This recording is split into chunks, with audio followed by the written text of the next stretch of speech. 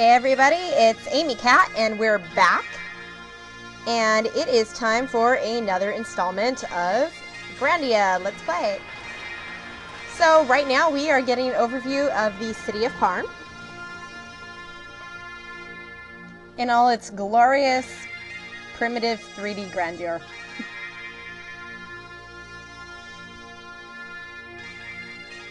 I love this music. It doesn't make any sense for it to start this way, but it's just fun.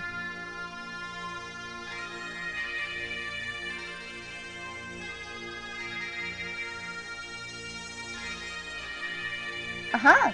And finally, we have our first main character.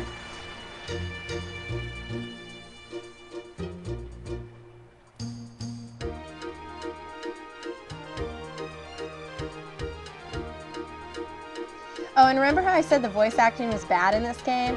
It really is, and this upcoming scene is one of the worst.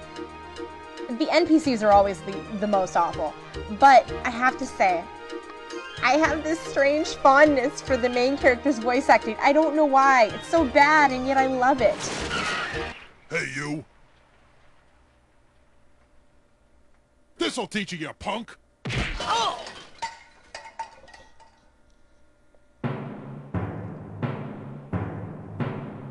Oh, Justin! Not you again! You just don't learn trashing my shed again. I didn't trash it. It's not just the voice acting. Why won't you listen to me? It's the translation. I'm staking my pride as a man and my soul as an adventurer on this treasure hunt. Shut up! There's no treasure in all that junk! Now you've completely trashed it. Anyway, don't ever hunt for treasure in my shed again. You hear me, boy? I like silly sound effects. Ouch! That awful man, he never ever understands. The translation, oh, Justin! So bad.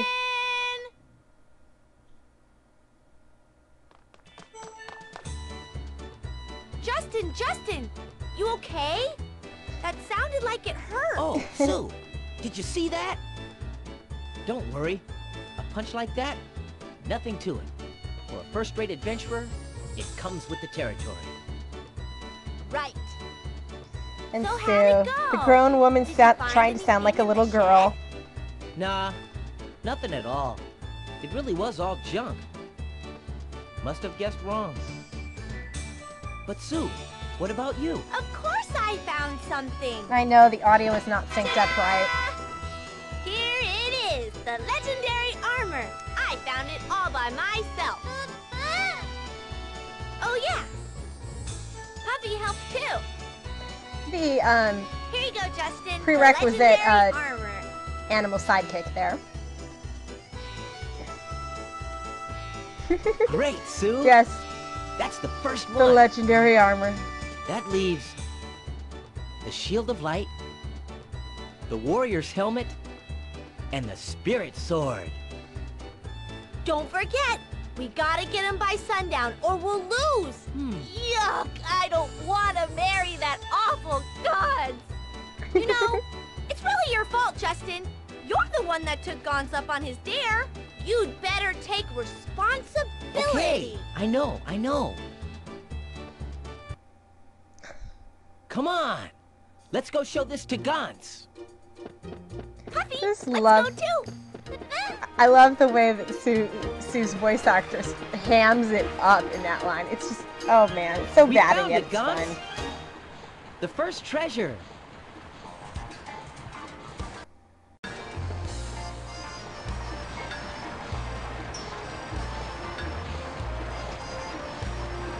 The end of the world is found and there's no use for adventurers. There is no end of the world. Now, as you can tell,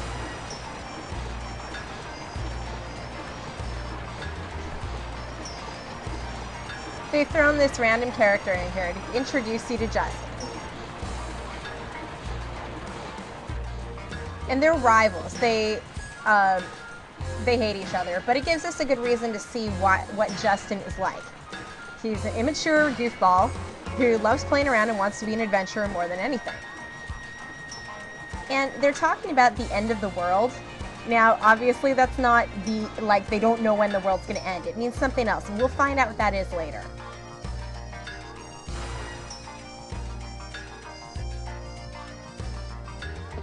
It's fun to stay at the YMCA. Yeah, and I tend to skip through dialogue really fast. I've tried to slow it down, but I tend to do that. So I'll try to make it slower in the future so that we can really read it. This isn't too important, though. This is just random NPCs and stuff.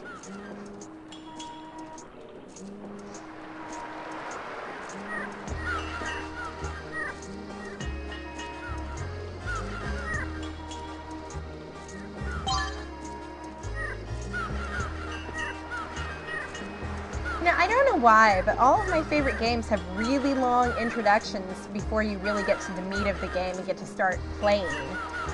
This is just a hide-and-seek kind of thing, and it's like the side quest you get before you even get to play the real game, like a mini-game.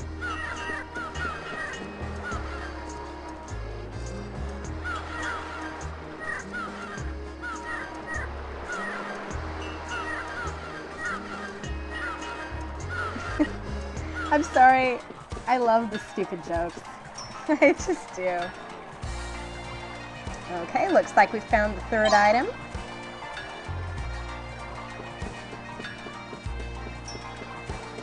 Truly a noble helmet for the greatest of adventurers and warriors. By the way, all these things they're searching for are equipable.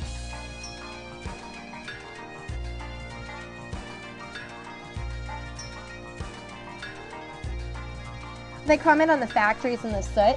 As you can tell, Parm and its surroundings have a very strong steampunk feel to them.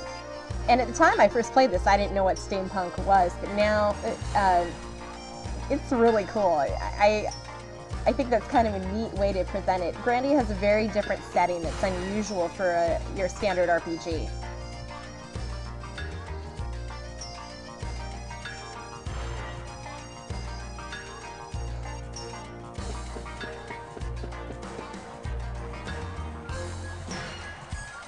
So we're just exploring Parm right now.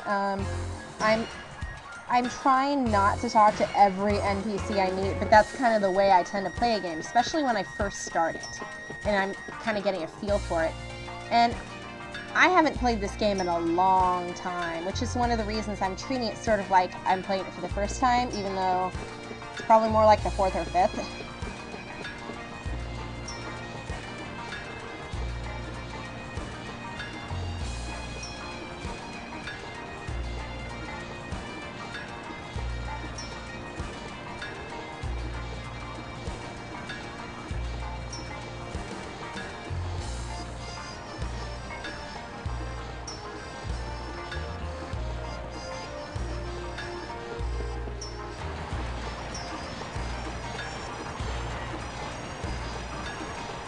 I don't know why he just tells him, and it's kind of a dumb trick to play anyway.